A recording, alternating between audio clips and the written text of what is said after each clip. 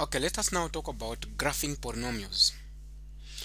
So whenever we're trying to graph polynomials, it's very important for us to understand the simple principles that I'm going to show you. Okay, the first thing that we have to know is that we're going to be graphing these polynomials without the concept of calculus. That would mean to say we're not interested in the maximum and the minimum at this point. We just want to sketch. Okay, then for us to graph polynomial, we need first to understand what we call the end behavior. Quite okay, the end behavior of the function. If at all I have got a function, perhaps you have seen some functions which go like that, and other functions will go like this. But now, how do you know that this function should be in this manner and the other function should be in that manner? So you can only understand that by using what we call the end behavior of the function. Okay, so let me first give you the basic idea behind the end behavior of the function. So the end behavior of the function, the first thing that we have to understand is that if at all the reading coefficient, now whenever I'm talking about the reading coefficient is we're talking about the number or the x which has got the highest power. In this case, the reading coefficient is that. Here we're talking about this, here we're talking about that, here we're talking about this. So the reading coefficient is what I'm referring to at this point. So if the reading coefficient is positive, okay, if the reading coefficient is positive, for example, this is positive, this is positive, but this is negative and this is negative. So in this case, if the reading coefficient is positive and the function is odd, how can you know that the function is odd? If x is raised to the power 3, x to the power 5, or x to the power 7, then this is odd function. So this is the principle. If at all the reading coefficient is negative and is an odd function, then the end behavior of the function, it has to start from down and end on top. So it's more like the function will come like that, but we don't know exactly where it's going to cut, but I'm just telling you about the end behavior, how the function is going to end. Now what if the end behavior, the reading coefficient, is negative? If the reading coefficient is negative and it is also odd function, it will be the opposite. It will start from there and ending here. So it will be more like that. But we don't know what's going to happen in between. I'll come back later. Now, after knowing the end behavior of the function, we also need to understand what if the function is even. So if the function is even, that would mean to say it is x to the power 4. It's in fact start with x to the power 2, x to the power 2, x to the power 4, and x to the power 6, and it keep on going. If the reading coefficient is positive, in that case, then we know that the function is going to end like that. Okay, and if the reading coefficient is negative, so sometimes if it is x to the power 2, it will come out like that. Maybe if it is x to the power 4, maybe it will come out like that, Then if the reading coefficient is negative, it's the opposite. It will end that like that. So we don't know, maybe it will be like that if it is x to the power 2, or if it is x to the power, it will be like that. Okay, so it's something that is very important for us to understand that. Then another thing that we have to take note here is very simple, is how to find the x values. Okay, the zeros, that's the next step. How to find the zeros? So for example, we need to find the values of x. I'll start with the first question. So here we need to find the factors, the number that can go into negative 12, which is plus or minus 1, plus or minus 2, plus or minus 3, plus or minus 4, plus or minus 6, and plus or minus 12. One of these numbers, when I plug in, is going to give me 0. Then I'm going to use synthetic division, of which I know direct x is equal to negative 2 can give me 0. So negative 2 to the power 3 plus negative 2 raised to the power 2 minus 8 times negative 2 minus 12, that is going to give me negative 8, positive 4, plus, that is going to be 16, then minus 12. So now this minus that, it is basically 4, and this minus this is negative 4, that is going to give me 0. Then now, after knowing that it gives me 0, that is a factor, I can now use synthetic division. So I'll put -2 here, and I put the coefficient here 1, it will be here, there again 1, here -8, and here -12. So you bring this one down, 1 times -2, it is -2. Then -2 plus 1 is -1. -1 times -2, +2. If I add, it will give me -6. -6 times -2 is +12. -12 plus 12 is 0. Indeed, x is equal to -2 is the factor. So then this will have x to the power 2, this will have just x, this without x. So we'll have x squared minus x minus 6. In that case, the product is -6, the sum is -1. What will be the factors? I think -3 and plus 2, meaning that x minus 3 and x plus 2 should be equal to 0. Therefore, x will be equal to 3 and x will be equal to -2. Now there are also two things here. So we have found the values of x, where the graph is going to cut. X is equal to -2, but again is saying again -2, so -2 has come twice, so write it just once, just like that. So what happens now is that I'm going to show you, since we have x is equal to -2, the two of them, and we have to take note of that. I'm going to show you something. After doing this, we need to find the y-intercept. So y-intercept is the number that doesn't have x in this equation.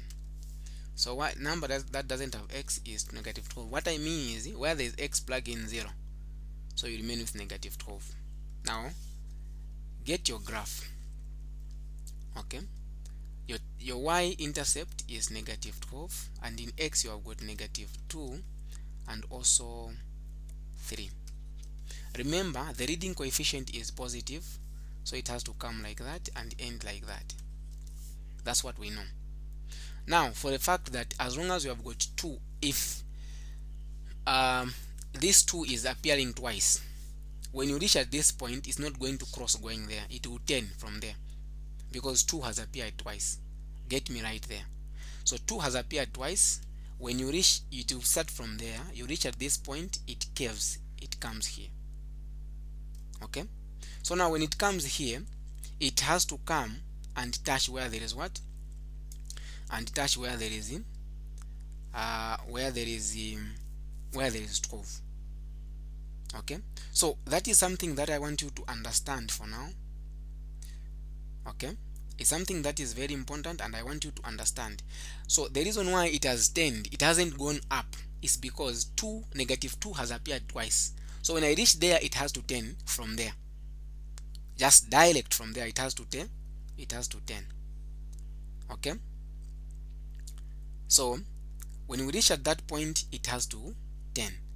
So that's the reason why it has turned there. Okay, then now immediately when it has turned here, it has to touch the intercept. So from here, direct, it has to touch the intercept, but we don't know where it's going to turn, and it goes there. That's the graph of that guy. It's not something that is complicated. Let us see how we can sketch the next one. Okay, it's the same principle. We need first to know the end behavior. For the fact that the leading coefficient is positive, it will come starting from there, and it will end here. Now the next thing is the y-intercept is the number that doesn't have x, which is -2. Okay, then now when I do that, I need to find the x values. Okay, I need to find the x values. So finding the x values, if I plug in x to be equal to, what number can I plug in? So the number that enters into this guy. Okay, so let me start with, I can try -2. So if I try -2, it will be 4, -2 to the power 3 plus 11, -2 to the power 2 plus 5, -2 minus 2. So if I do the math correctly, I'll end up having -32 then plus 44 minus 10 minus 2. So I know that this, it will be negative 12, this and this is also positive 12, so it will give me 0. Therefore x should be equal to negative 2. I have found one value. Using synthetic division, this is negative 2, then I have got 4, 11, positive 5, negative 2. Bring this down, so 4 times negative 2 is negative 8. 11 and negative 8, positive 3. If I do times, I'll end up having negative 6, then it will give me negative 1. Negative 1 times negative 2 is positive 2, and this is 0. So I have x, 4x squared plus 3x minus 1. The product is negative. This should be equal to 0. The product is 4 times negative 1 is negative 4, then positive 3. Then the factors will be more positive 4 and negative 1, which is true. So 4x squared plus 4x minus x minus 1 is equal to 0. Factor out 4x, then you have x plus 1. Factor out negative 1 here, you have x plus 1 is equal to 0. So now you have 4x minus 1 and x plus 1 being equal to 0. Therefore, if I now try to find the value of x, we'll realize that we're going to have 4x minus 1 is equal to 0. 4x will be equal to 1 divided by 4. 4x will be equal to 1 over 4. If I shift 1 to the other side, x will be equal to negative 1. Now the values that I have, they are 3. X is equal to negative 2, negative 1, and 1 over 4. So after finding these things, now I know the end behavior, I know the zeros and also the y-intercept. Then this is going to be easy for me. Okay, so now I know that the x value, I've got negative 2 and negative 1, and also 1 over 4. Then the y-intercept is at negative 2. So we know that the end behavior, since the leading coefficient is 1, is positive, it will come like that and end like that. So then what it tells me now is that since now, remember the first question, the reason why after I reached there it turned, because 2 appeared twice, but in this case 2, there is no any x value which is appearing twice, so it will come there, it reaches there. We don't know where it's going to end, it can turn anywhere. Now when I reach there, it has to come here, then it has to turn there where there is. When I reach here, it has to cut that point, then it goes there. Now you can ask me a question, why didn't we just do it like that? It comes there, then it touches there. No, it can't come there, because we have got how many things? We have got 2 values from the other side. The reason why that other one just had to cut direct, because it was from one side. So you realize that you are going to have 3 values from one side, 2 values from one side. Like in this case, I've got negative 2 and negative 1. That's the reason why I haven't come direct from here, then it touches there. So this point here is just 1. That's why it has to come here. When it comes there, then it touches there, then it goes there. Okay, so that's the graph of that equation, that function, polynomial. Now let's go to a different one, but C.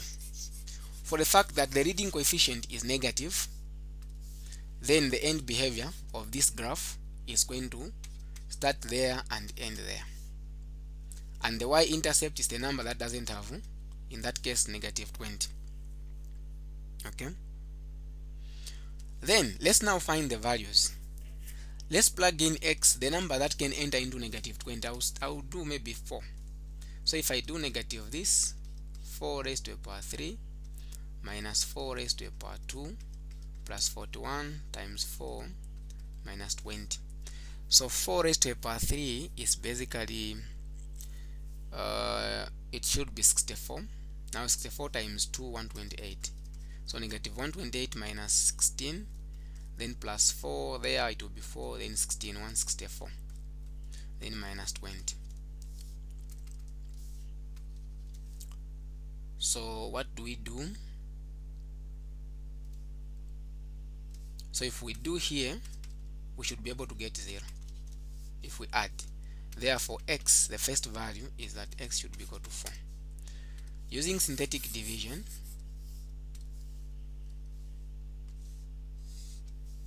this is 4, I'll bring negative 2, I'll bring neg 1, I'll bring 41, I'll bring neg 20. Bring this down. If I do times 4, negative 2, it will be negative 8. So then that will be negative 9. Negative 9, that is going to be negative 36. If I add this, I'll end up having positive 5. 5 times 4 is 20. I add 0, that's the remainder. So I've got negative 2x squared minus 9x plus 5 being equal to 0. The product is negative 2 times positive 5, that is negative 10. Sum negative 9. So the factors should be negative 10 and positive 1. So I have got negative 2x squared minus 10x plus x plus 5 equal to 0. So factor out 2x, I'll have x plus 5. Factor out 1, x plus 5 is equal to 0. So negative 2x plus 1, x plus 5 being equal to 0. And we can clearly see that what we are going to have, it will be negative 2x. If I shift this one to the other side, it will be negative 1. Divide both sides by negative 2. Negative 2x will be equal to 1 over 2. Okay. Then if I shift 5, it will be x is equal to negative 5. Now the values that I have, these are the values. X should be equal to negative 5. Okay. Negative 5, comma what? Comma 1 over 2 and comma 4. 3 values. Now we know the end behavior of the function already, so I don't think this is going to be a problem now to us. Okay. Negative 20 is my turning point in y, my y-intercept. Then I've got negative 5 here and 2 values, half and 4. So it will touch there, it has to touch this point and also touching that point. But the end behavior, it has to start from top because the leading coefficient is negative. So what it will do is it will start now from here. Now where we are starting from, that's where the point, the issue is. I'm starting from here. When it comes here, I have to cut there. I do that. So I'm starting from this point and I'm ending here. So where I'm starting, that's where now you can clearly see that it is curving from here, then it goes there. So it can't start from here, it comes here, then it cuts there. No, it can't. The graph can't be like that. It starts from here, where I'm starting here, but it has to curve. Then it goes there, it comes down. Okay, that is going to be the same issue with this one. Since the leading coefficient is negative, the graph will be in the same manner, and y is positive 2. Now this one is going to be different because this is positive. So what is going to happen there, I want you to do that one. You are going to have, if you find the values and then you are going to discover to say, I don't know, maybe the values which you are going to find are going to be positive. So another one is going to be 9 is going to be here. So when it starts, when the graph starts from here, if at all you are going to have 2 values this side, maybe it's going to be like that. Okay, like that. But I don't know. So try to sketch this one. But you, by telling me just the x coordinate, I'll be able to know your graph. Okay, if at all you're going to have 2 negative and 1 positive, or the vice versa. So basically, sketching polynomial is not something that is complicated. It's very easy and direct. So try to practice different questions, but the first thing which I want you to do is practice this question. Try to sketch this one, and then you can give me the answer in the comment section. Okay, so that is it for sketching polynomials. I hope you have managed to follow through.